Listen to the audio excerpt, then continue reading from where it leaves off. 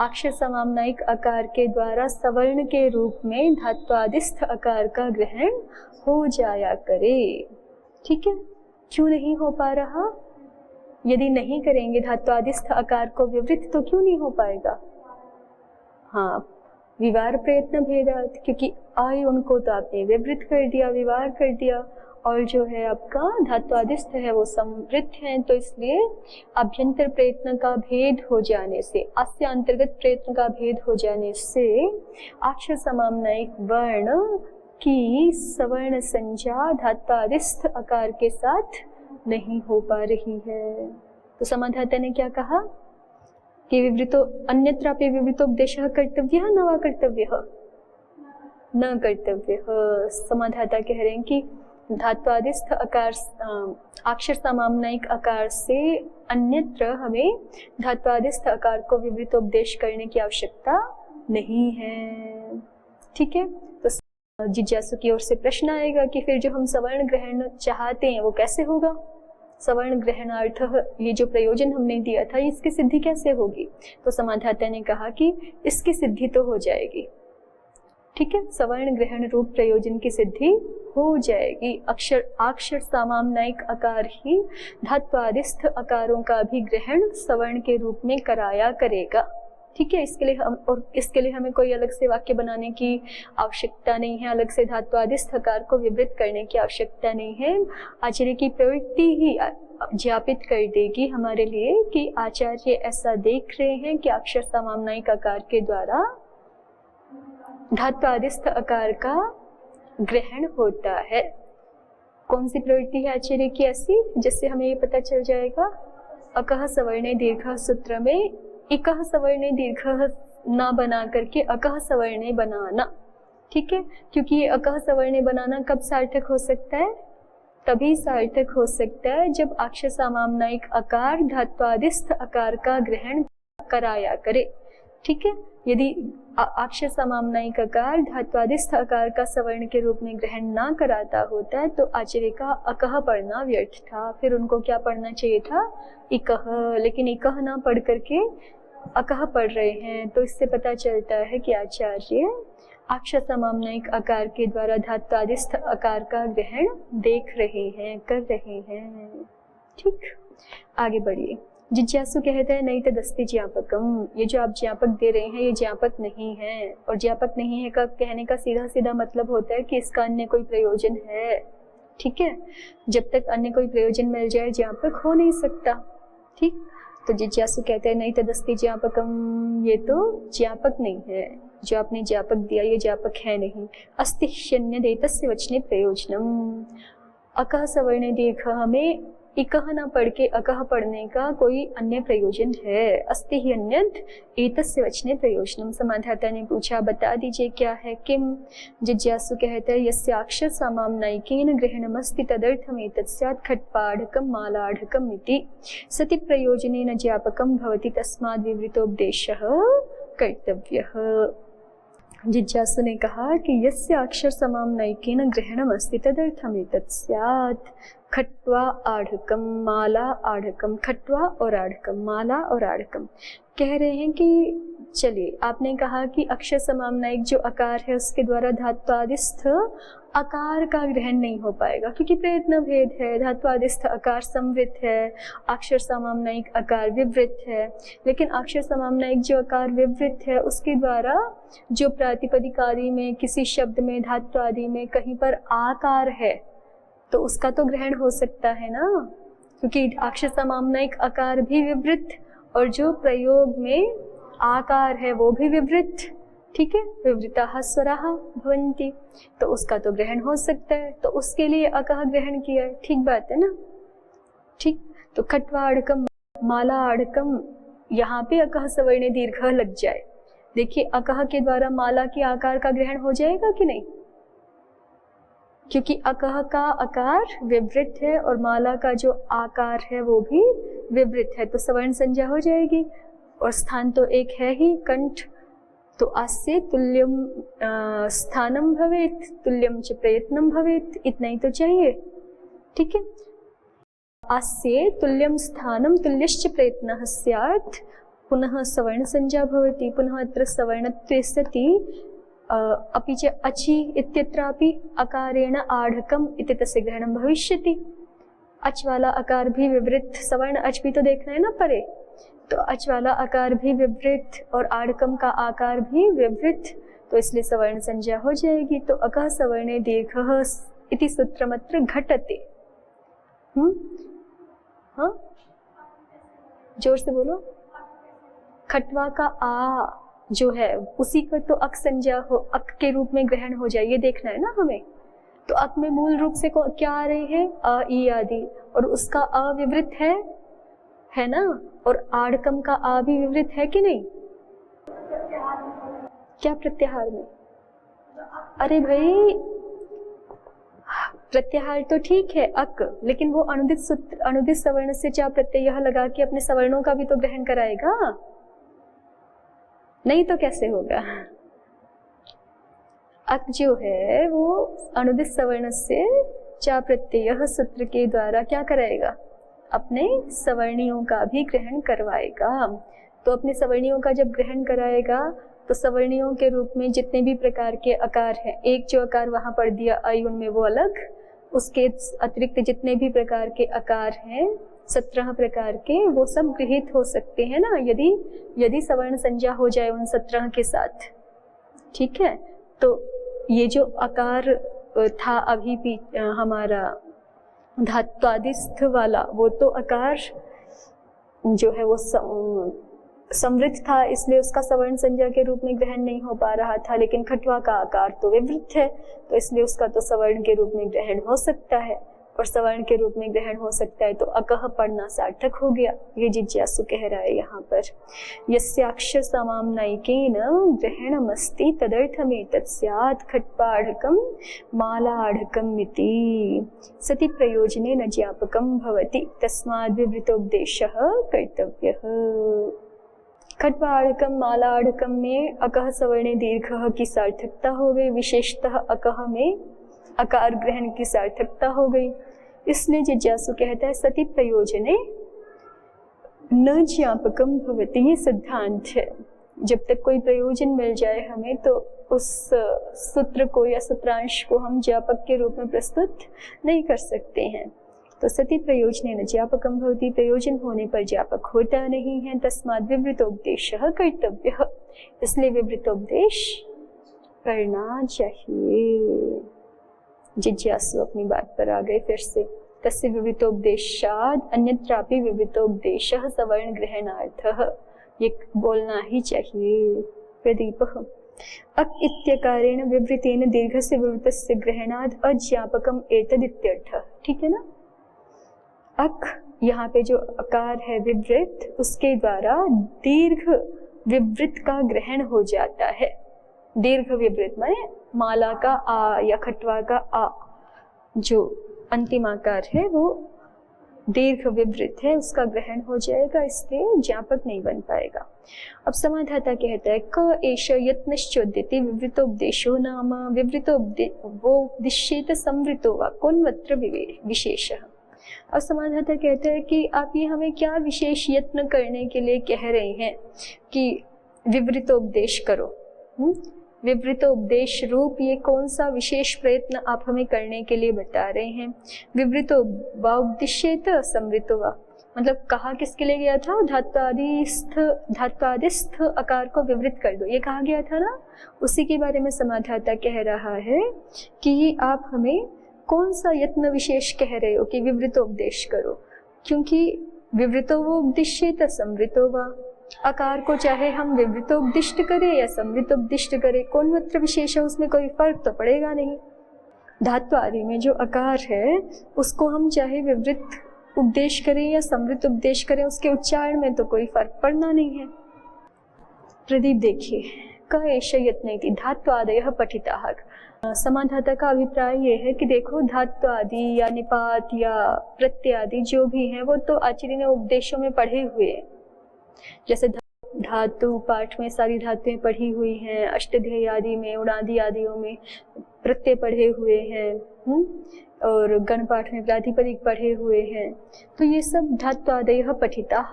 तत्र अकारो विवृतः पठ्यताम न किंचित गौरवम भवति। कह रहे हैं कि ये कोई विशेष यत्न तो है नहीं, अब हमें तो लिपि रूप में उपलब्ध है, तो चाहे आकार समृद्ध हो चाहे विवृत हो वो वैसा ही रहना है ना, उसका कुछ रूप तो बदल नहीं जाना, कम से कम लिपि में तो बदलना नहीं है। और जब बोलेंगे तभी भी कह रहे हैं कि तत्र आकारो विवृतः पठ्यताम, धातु आदि पढ़े ही हुए हैं पहले से, वहाँ जो आकार है धातु आदि वाला उसको विवृत पढ़ दो। न किंचित गौरवम भवति, उसमें कुछ गौरव तो हुआ नहीं, वैसे के वैसा रहेगा। तत्किमुच्यते अन्यत्रापि विवृतोपदेशः कर्तव्यः इति प्रयत्नः। तो फिर आप ये क्या कह रहे हो कि अन्यत्र भी विवृतोपदेश करना चाहिए, ये इसका क्या विशेष अभिप्राय है? तो जिज्ञासु ने कहा स एष सर्व एवमर्थो यत्नः यानि एतानि प्रातिपदिकानि अग्रहणानि तेषाम् एतेन अभ्युपायेन उपदेशश्चोद्यते तद्गुरु भवति, तस्माद् वक्तव्यं धात्वादिस्थश्च विवृतः इति। प्रदीप देखिए, प्रतिपद पाठस्य अशक्यत्वात् तस्य विवृतोपदेशात् इत्यनेन सर्वस्य कारस्य विवृतोपदेशः कार्यतया चोद्यते इत्यर्थः। कह रहे हैं कि ये जो हमने बात कही है ना, तस्य विवृतोपदेशात् अन्यत्रापि विवृतोपदेशः सवर्ण ग्रहणार्थः, कि आ ई उन वाले आकार से अन्यत्र जो कोई भी आकार है उसको भी विवृत पढ़ देना चाहिए सवर्ण ग्रहण प्रयोजन के लिए। तो इसी में समाधाता ने आक्षेप किया है कि धातु आदि तो पढ़े ही हुए हैं, जो भी उपदेशों में धातु आ गए, प्रत्यय, निपात, प्रातिपदिक सब आ गए, उसमें तो हम विवृत मान लेंगे प्रतिज्ञा मात्र से, है ना, वो तो आकार पढ़ा ही हुआ है, वो आकार विवृत है, उसमें कोई फर्क नहीं पड़ेगा। लेकिन फिर आप ये विशेष यत्न क्या बता रहे हो कि जो अक्षर सममानायिक आकार है उससे अन्यत्र आकार को विवृत पढ़ो, ऐसा जो विशेष प्रयत्न है वो क्या बता रहे हो? तो उसको कहा कि इसका अभिप्राय इतने में ही है। देखिए मूल में भी यही कहा था, स एष सर्व एवं अर्थो यत्नः, ये सारा यत्न जो हम करा रहे हैं, कौन सा यत्न?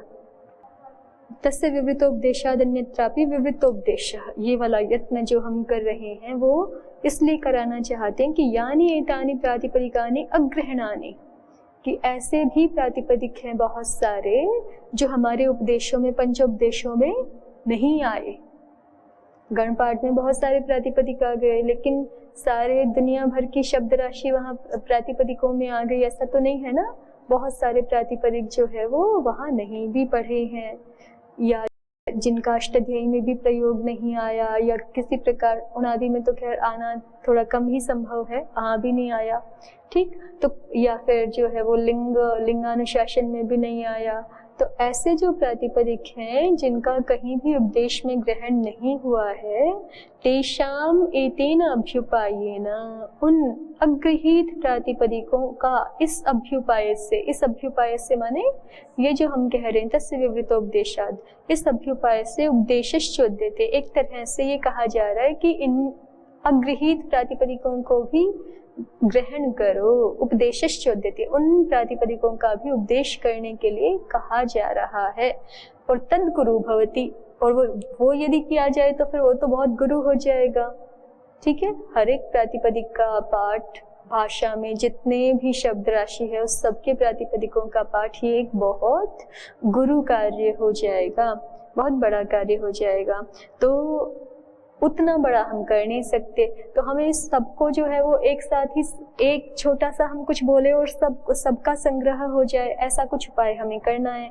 तो तस्माद् वक्तव्यम, वो उपाय यही है कि हम ऐसा कह दें धात्वादिस्थश्च विवृतः इति, कि आकार को विवृत कर दिया है, उसके अतिरिक्त जो भी धात्वादिस्थ आकार है वो भी विवृत हो जाए, तो फिर हमें प्रातिपदिक सारे पढ़ने नहीं पड़ेंगे। नहीं तो आप जिस तरह से कह रहे हो कि भाई धातु आदि तो पढ़े ही हुए हैं, वो आकार विवृत मान लिया जाएगा, तो बहुत सारे जो है वो प्रातिपदिक नहीं भी तो पढ़े हैं।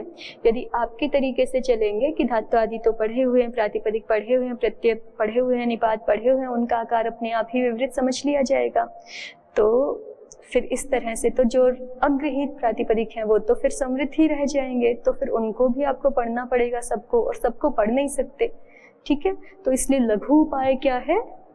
लघु उपाय यही है कि ऐसा कह दें कि अक्षर समाम्नाय वाला आकार विवृत है, उसके अतिरिक्त जो भी आकार है धात्वादिस्थ जो भी आकार है उसको विवृत मान लो, ऐसा कहना ही लघु उपाय है। प्रदीप प्रतिपद पाठ से अशक्यत्वात्, ये बात पहले भी आ चुकी है जब प्रश्न हुआ था पशपशाहनिक में कि शब्दों का अनुशासन कैसे करना चाहिए, शब्द शास्त्र का प्रणयन किस प्रकार से होना चाहिए, तो वहाँ पे एक पक्ष ये भी आया था ना कि प्रतिपद पाठ करें क्या, तो फिर वहाँ पे दृष्टांत दिया था कि प्रतिपद पाठ तो देवताओं के लिए भी शक्य नहीं है।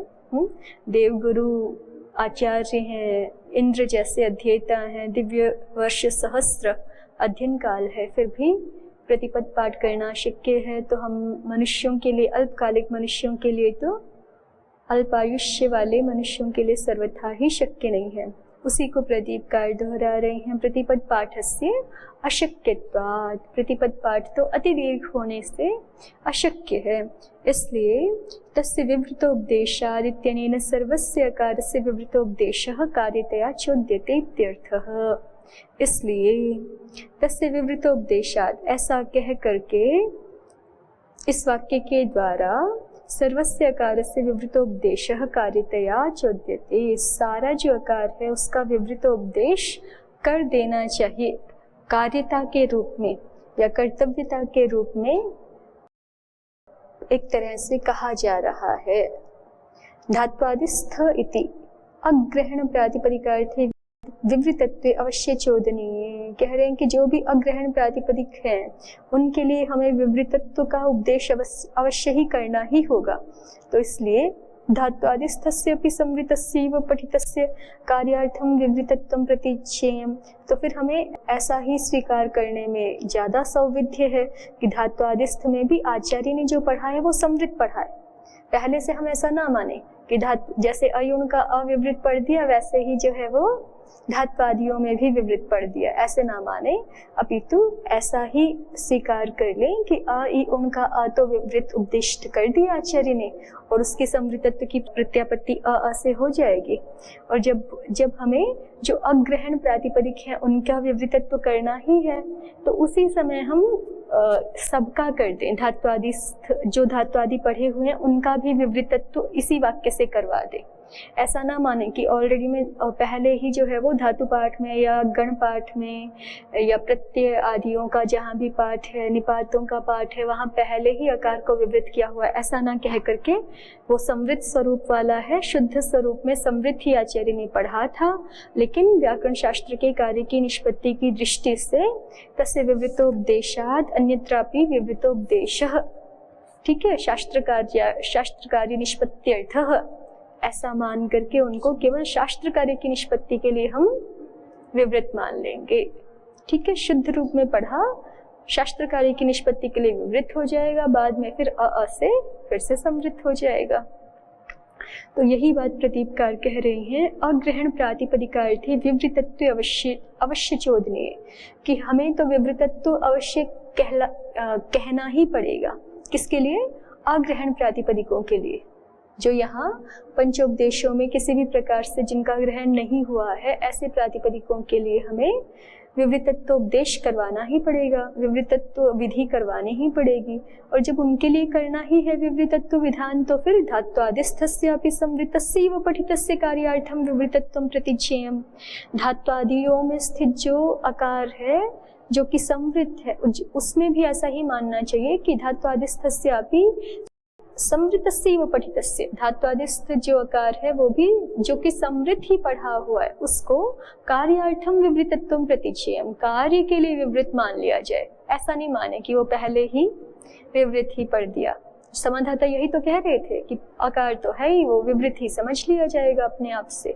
तो जिज्ञासु कह रहा है कि ऐसा ना करें, क्योंकि हमें फिर भी अगर ऐसा मान भी लेंगे तो भी हमें अलग से जो रह गए प्रातिपदिक उनके लिए विवृत करवाना ही है। जब करवाना ही है तो फिर जो हम जो है एक तरह से उनको शुद्ध रूप में ना करके अन्यथा रूप में क्यों पढ़ें? धात्वादि में आकार जो उनका शुद्ध रूप है संवृत आकार वही पढ़ें। केवल शास्त्र कार्य की निष्पत्ति के लिए हम विवृत प्रतिज्ञात कर लेंगे और उसके लिए कोई अलग से वाक्य बनाना नहीं पड़ेगा। जब हम अग्रहण प्रातिपदिकों के विवृतत्व का विधान करेंगे तो उसी वाक्य से धात्वादिस्थ आकार का भी विवृतत्व हो जाएगा। क्योंकि इस तरह का वाक्य बना देंगे जैसा अभी वार्तिककार ने बनाया है, तस्य विवृतोपदेशात् अन्यत्रापि विवृतोपदेशः। अब अन्यत्रापि विवृतोपदेशः कहने से सब आ गए, धात्वादिस्थ, अकार निपातस्थ, प्रत्यस्थ, जो ग्रहण किए हुए प्रातिपदिक हैं उनमें स्थित जो अकार, और जो नहीं ग्रहण किए हुए प्रातिपदिक हैं उनमें स्थित जो अकार, सब आ गया ना अन्यत्र विवृतोपदेशः कहने से। और अगर ऐसा नहीं करेंगे तो प्रदीपकार अंतिम में कहते अन्यथा दोष रूप विवृतोच्चारणे प्रयत्न गौरवम स्यात्। ठीक है, यदि आप ऐसा कहेंगे कि नहीं धातु आदियों में पहले से ही विवृत आकार पढ़ेंगे तो वो दोष रूप हो जाएगा, वो प्रयत्न गौरव है फिर। ठीक है, हर जगह विवृत, हर जगह बहुत सारा, फिर मतलब हमें अलग करके पढ़ना पड़ गया ना। शुद्ध स्वरूप तो आकार का समृद्ध है, और धातुएं तो कितनी सारी हैं, प्रातिपदिक कितने सारे हैं, प्रत्यनिपात कितने सारे हैं, तो सारा अशुद्ध स्वरूप हो जाएगा।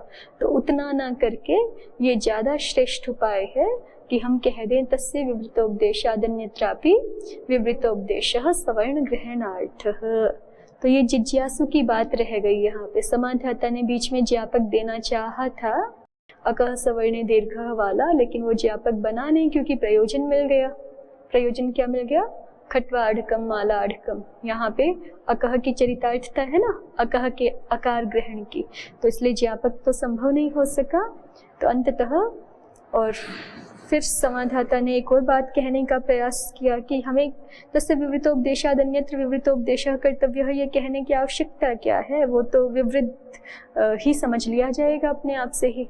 धातु आदि में जो आकार तो है ही ना, समृद्ध गुण युक्त पढ़ें कि जो है वो विवृत गुण युक्त पढ़ें, उसमें कोई विशेष तो होता नहीं। धातु आदि में जो विवृत समृद्ध, धातु आदौ विवृत समृतयोर अन्यत्र उच्चारणे न कोपि विशेषः। ठीक है, ऐसा अभिप्राय है समाधाता का। तो जिज्ञासु ने बताया कि यदि हम जो है वो इसको ऐसा मान भी लेंगे जैसा आप कह रहे हैं कि धातु आदि वाला ही आकार विवृत कर दें सब, तो भी हमें अलग से विवृतत्व का विधान अग्रहण प्रातिपदिकों के लिए करना ही पड़ेगा। और जब हमें एक वाक्य बनाना ही है तो क्यों ना उसी के द्वारा हम सारे आकार को विवृत कराएं और धातु आदियों में दोष रूप विवृत को ना पढ़ें, ये ज्यादा अच्छा है। तो समाधाता की बात यहाँ पे रह गई। अभी तक अवस्थित है तस्य विवृतोपदेशाद अन्यत्रापि विवृतोपदेशः सवर्ण ग्रहणार्थः।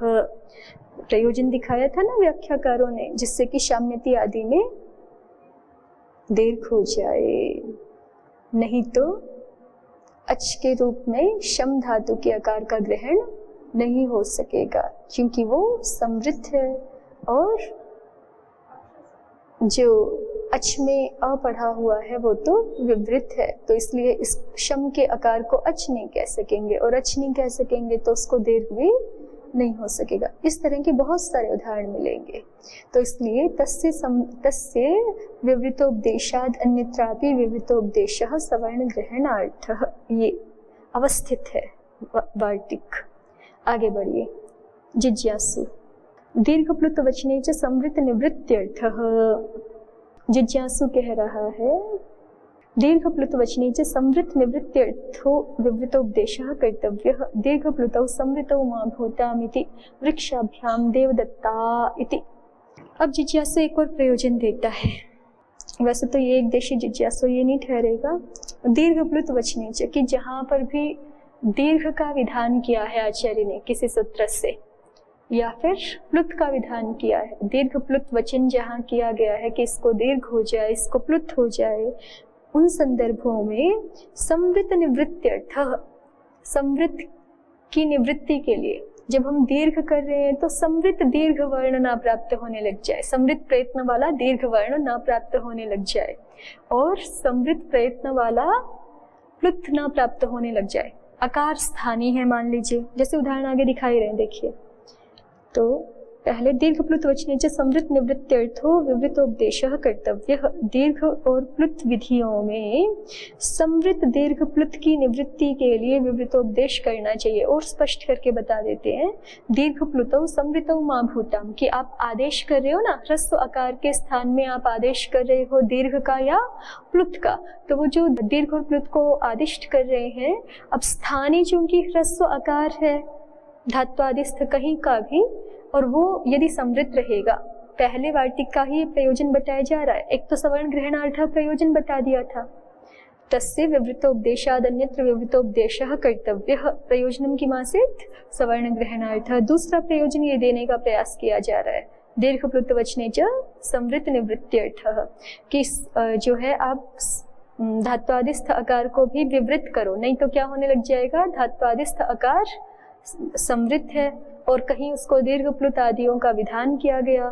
तो फिर वो स्थाने अंतरतमः लग करके जो है वो दीर्घ प्लुत जो आदेश के रूप में प्राप्त होंगे ना, वो भी संवृत ना होने लग जाए कहीं। चाहिए कैसे, हमें विवृत चाहिए, ठीक है, लेकिन चूंकि स्थानीय संवृत है तो इसलिए स्थाने अंतरतमः के कारण से कहीं दीर्घ प्लुत भी संवृत ना होने लग जाए। तो दीर्घ प्लुतौ संवृतौ मा भूताम, संवृत दीर्घ और संवृत प्लुत की निवृत्ति कराने के लिए हमें क्या कर देना चाहिए, धात्वादिस्थ आकार को भी विवृत कर देना चाहिए। जब स्थानीय विवृत रहेगा तो फिर स्थानीय अंतरतमः के कारण से अंतरतम आदेश सदृशतम आदेश होंगे तो वो आदेश भी विवृत ही हुआ करेंगे। ठीक है, ये प्रयोजन दिया जिज्ञासु ने। उदाहरण दिखा रहे हैं वृक्षाभ्याम और देवदत्ता इति। तो वृक्षाभ्याम में दीर्घ किससे करते हो, सुपीच सूत्र से। क्या अर्थ है, ययादि सुप के परे रहते अकारांत अंग को दीर्घ हो जाता है। अब ये जो वृक्ष का अ है ये है अभी संवृत, जब तक हम तस्य विवृतोपदेशादन्यत्र विवृतोपदेशः नहीं बना रहे तब तक तो वृक्ष का आकार संवृत है ना, और इसको आप जो है सुपीच सूत्र से दीर्घ करेंगे। तो जब सुपीच सूत्र से दीर्घ करेंगे तो यहाँ पर दीर्घ संज्ञा किन किन की है, आ ई उ री ए ऐ ओ औ सबकी है ना। कितने हो गए, 8। आ ई उ री ए ऐ 8 हो गए है ना। तो ये 8 वर्ण पाएंगे। अब स्थानीय अंतरतमः की दृष्टि से कौन होना चाहिए, स्थान में जो अंतरतम है तो वो आ पाएगा। लेकिन अब जिज्ञासु को ये भय हो रहा है कि स्थानीय असंवृत था, इसलिए जो प्राप्त आदेश है वो भी संवृत प्रयत्न वाला आ प्राप्त होने लग जाएगा। चाहिए तो नहीं, विवृत प्रयत्न वाला आ चाहिए, इसलिए स्थानीय अ को भी विवृत कर दो, ऐसा कह रहा है। यद्यपि ये उसकी बात गलत है, कैसे गलत है वो आगे बताएंगे, लेकिन अभी कह वो यही रहा है। और ऐसे ही देवदत्ता, मान लो हमने जो है वो दूराद्धूते च आदि किसी सूत्र से देवदत्त के वाक्य के टी भाग को प्लुत उदात्त विधान किया, तो देवदत्त संबोधन वाला जो देवदत्त था उसमें अंत में अ है ना, हे देवदत्त हे बालक ऐसा बनाते हैं हम। तो अंत वाला जो अ है वो संवृत है, उसके स्थान में जो प्लुत करोगे वो भी संवृत प्लुत होने लग जाएगा, ऐसा जिज्ञासु कह रहा है। जबकि संवृत प्लुत चाहिए नहीं है, विवृत प्लुत चाहिए, तो इसके लिए क्या करो, स्थानीय को ही विवृत बना दो, जिससे कि आदेश भी विवृत हुआ करे। ठीक। प्रदीपः विवृतत्व प्रतिज्ञाने प्रयोजनांतरमाह। विवृतत्व प्रतिज्ञान में, किसके विवृतत्व प्रतिज्ञान में, धात्वादिस्थ आकार के विवृतत्व प्रतिज्ञान में। प्रसंग वही चल रहा है ना पीछे से, तस्य विवृतोपदेशाद् अन्यत्रापि विवृतोपदेशः। किमर्थः, तो उसको कहा दीर्घ प्लुत वचने च संवृत निवृत्त्यर्थः। इसीलिए प्रदीपकार कह रहे हैं विवृतत्व प्रतिज्ञाने प्रयोजनांतरमाह। धात्वादिस्थ आकार के माने अक्षर समाम्नायिक से भिन्न आकार के विवृतत्व प्रतिज्ञान में एक और प्रयोजन बताते हैं, दीर्घ प्लुत वचने च संवृत निवृत्त्यर्थः। असति विवृतत्व प्रतिज्ञाने संवृतस्य आकारस्य स्थाने सावर्ण्यात् संवृतयोरेव दीर्घ प्लुतयोः प्रसंग इत्यर्थः। असति विवृतत्व प्रतिज्ञाने, विवृत प्रतिज्ञा यदि हम ना करें, अक्षर समाम्नायिक के अतिरिक्त जो आकार है उसको उसके विवृतत्व का प्रतिज्ञान यदि हम ना करें तो फिर संवृतस्य आकारस्य स्थाने, संवृत आकार के स्थान में सावर्ण्यात्, सावर्ण के कारण से संवृतयोरेव दीर्घप्लुतयोः प्रसंगः, संवृत दीर्घप्लुत का ही प्रसंग प्राप्त होगा।